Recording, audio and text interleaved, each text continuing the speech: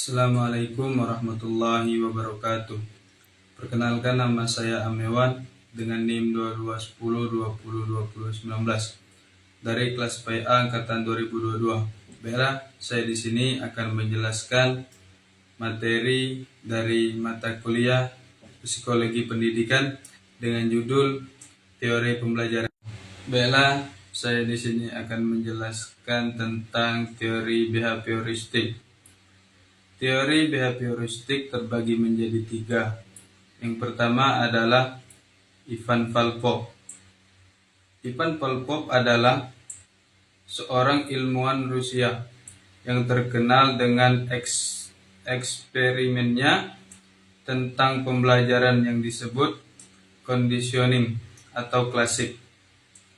Teori behavioristik berfokus pada ide bahwa respon atau perilaku tertentu dapat dipelajari melalui asosialisasi antara stimulus yang tidak berhubungan sebelumnya dengan stimulus yang merangsang respon itu sendiri.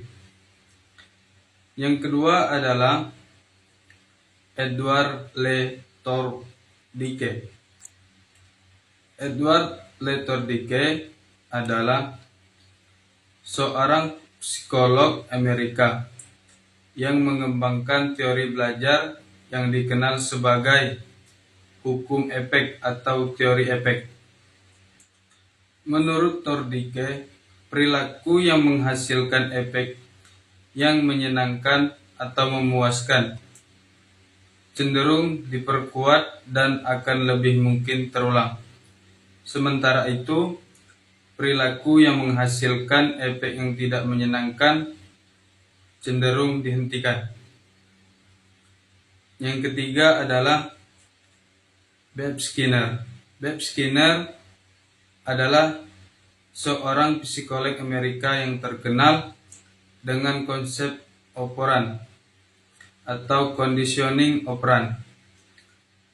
Skinner berpendapat bahwa perilaku dapat dipelajari melalui perubahan konsekuensi yang mengikuti perilaku tersebut. Dalam eksperimen operasinya, Skinner menggunakan kotak Skinner atau kotak Skinner operant yang mempelajari bagaimana hewan atau manusia dapat belajar untuk melakukan atau menghindari perilaku tertentu berdasarkan hadiah positif atau hukuman.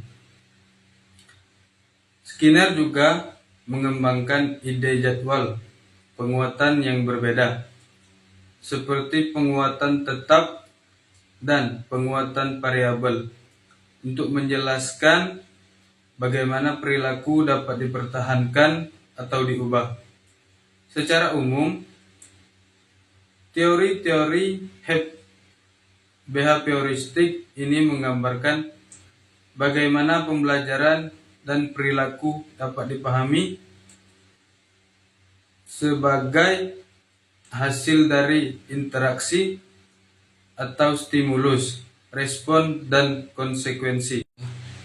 Baiklah, selanjutnya saya akan menjelaskan tentang teori kognitif. Teori kognitif adalah menekankan pentingnya proses dalam belajar. Artinya, teori ini menekankan bagaimana kita berpikir, memahami, mengingat, dan memproses informasi dalam belajar. Maslow mengusulkan bahwa individu memiliki kebutuhan yang berjenjang yang diilustrasikan dalam bentuk piramida, dimulai dari kebutuhan dasar hingga kebutuhan yang lebih tinggi. Urutannya adalah, yang pertama adalah kebutuhan fisiologis, termasuk makanan, air, tidur, dan kebutuhan biologis dasar. Yang kedua, kebutuhan keamanan. meliputi dasar aman, perlindungan, dan stabilitas dalam kehidupan. Yang ketiga, kebutuhan sosial, melibatkan hubungan interpersonal dan rasa diterima oleh kelompok sosial. Yang keempat, kebutuhan penghargaan, berkaitan dengan pengakuan, prestasi, harga diri, dan respek dari orang lain. Yang kelima, kebutuhan aktualisasi diri, kebutuhan tertinggi yang melibatkan pencapaian potensi pribadi, eksplorasi kreatif, dan pemenuhan tujuan hidup. Baiklah, saya di sini akan menjelaskan yang ketiga adalah teori humanisme. Teori humanisme terbagi menjadi tiga. Yang pertama, Kurt Lewin. Teori belajar yang dikenal dengan sebutan teori lapangan. Teori ini menyatakan bahwa proses belajar individu dipengaruhi oleh tiga komponen utama. Yang pertama, lingkungan. Lingkungan mencakup semua hal di sekitar individu, seperti tempat, orang, dan situasi. Yang kedua, perilaku. Lewin percaya bahwa perilaku adalah hasil dari interaksi antara individu dan lingkungan. Yang ketiga, faktor internal. Faktor-faktor internal yang ada dalam diri individu, seperti motivasi, emosi, dan pemahaman. Yang kedua adalah James Figgis.